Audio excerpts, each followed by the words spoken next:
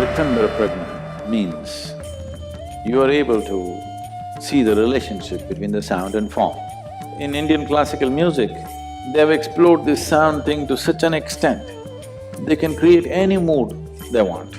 If you can simply sit, Ritambhara Pragna will come, tremendous things will happen to you.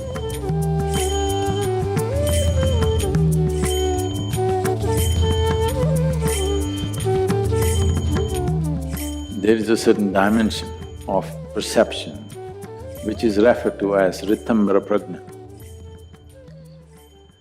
Ritambhara Pragna, Pragna means perception. Ritambhara Pragna means you are able to see the relationship between the sound and form. As we've gone through this many times probably for many of you, if you feed any sound into a sound measuring instrument like an oscilloscope, every sound gives out a form or a pattern. Today it's a well-known thing that for every sound there is a distinct pattern.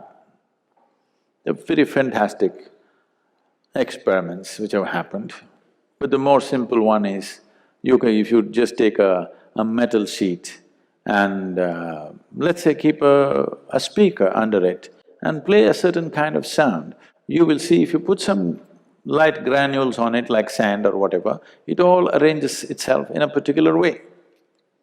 Or if you have a proper tonometer where you can control the hertz, distinct patterns, otherwise you don't have to do it. I think if you look up on the internet, I'm sure there are experiments like this where you can see where for every kind of sound, a distinct pattern comes out.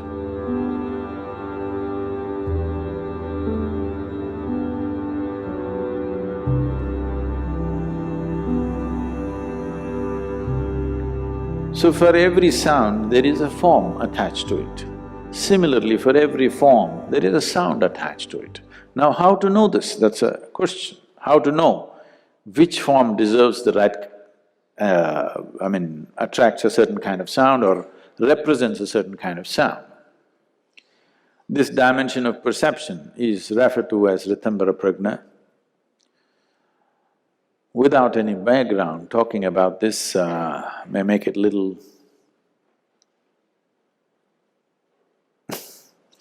it may make it a little ridiculous because without the necessary background of understanding, suddenly I speak about something else, it doesn't make sense. Let's put it this way. If you have… if you listen to music, not the music with words, let's say you simply listen to voice or instrumentals, have you noticed different sounds create different kinds of impact upon you?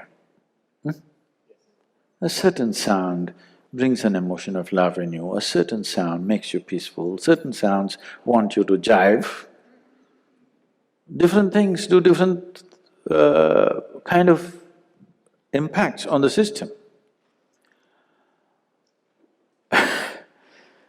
This… even if you are not a conscious listener, it can still happen.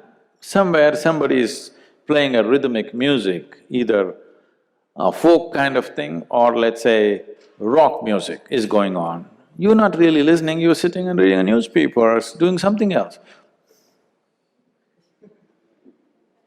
The body wants to move, this is the first indication it wants to dance.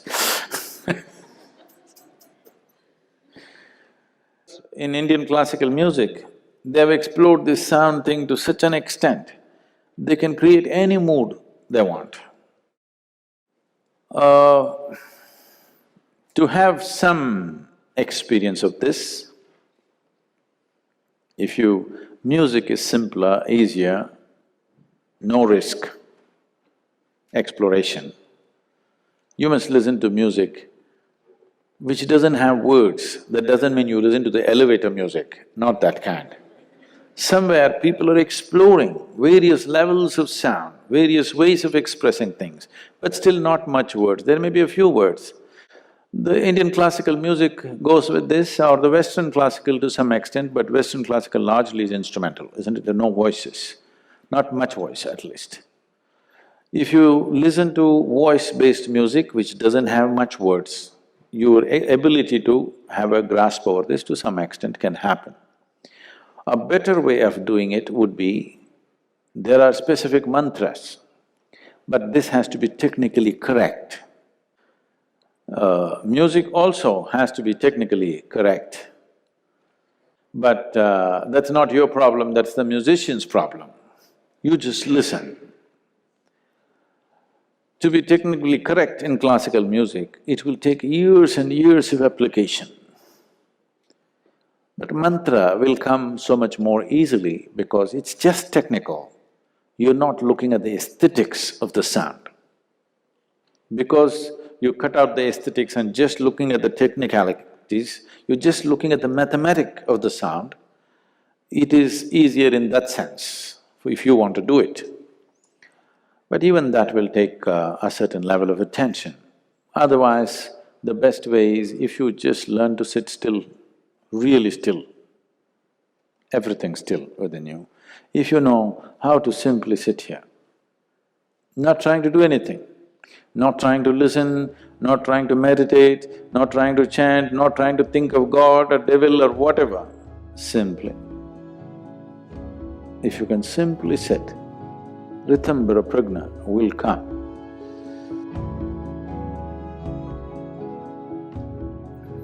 Another way of becoming perceptive to sounds and the nature of sounds is, if you can find a place where there are no sounds of machines and your cell phone will not tink-tink, quietly if you can listen to the sound of the trees, the breeze, the water, just the natural sounds, if you pay enough attention, tremendous things will happen to you.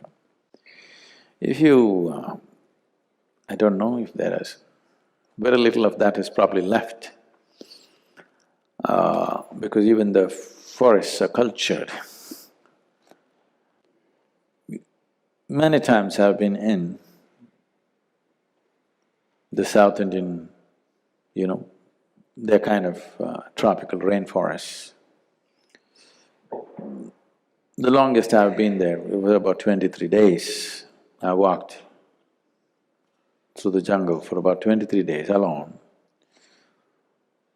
No any kind of support, no cell phone for sure those days, and not even a torchlight. And fourth day I ran out of the food that I was carrying, so I lived off the forest. By about eighth day, I lost my jacket and one half of my shirt because I was chased by some animals and by that whole thing. I had half a shirt and pants and I walked through. This is elephant country, tiger country. I saw tigers, panthers, elephants, all kinds of… the wild buffalo, various kinds of animals, very close quarters. But at the end of it, when you look back, what is the biggest impact on you? It's the insects. No, they're not like the ticks in America, they don't bite us. It's in the nights, the orchestra that goes on in the rainforest. Oh my God, it's unbelievable. And the timing, every day, night 2:15 means one group will stop and the other group will start. Really, their sense of time, every day, exactly by the second, one group will start, another group will start. And you don't know what they're talking about. They're definitely talking something that you don't know, for sure. They're not just making dumb noises. So if you just sit there and listen and listen and listen and listen, slowly you start noticing there is a pattern and an organization to this, which is far bigger than any human symphonies that you can achieve, far more complex and far more intense. So if you listen, simply learn to listen, listen to everything. That means you shouldn't be talking, you know. Simply listen. You will have some sense of how sound and forms are related. But if you want to make a study out of it, then it will take a different kind of involvement. But just having a ear for everything. Do not consider what is important, what is not important. Whatever comes, you must listen. It's very important.